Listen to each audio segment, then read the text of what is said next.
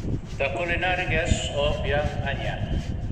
Anya, bright-eyed 10 years old, loved nothing more than spending time in her grandmother's kitchen. The warm, inviting aroma of freshly baked bread and simmering soup filled the air, captivating her senses. Grandma Anya, a seasoned cook, often shared her culinary wisdom with her young apprentice.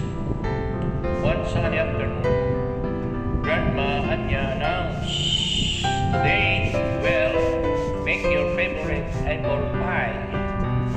Anya's eyes lit up with excitement.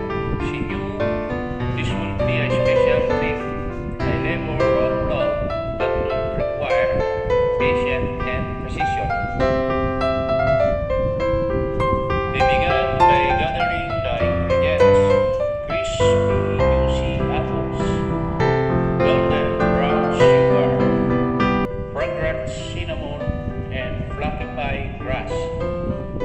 Anya watched intently as her grandmother expertly peeled and cored the apple, slicing them into thin wedges.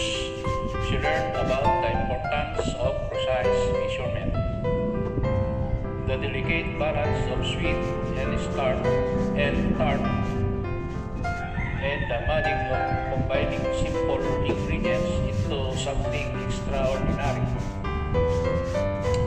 One day warm, Grandma Anya shared stories of her childhood,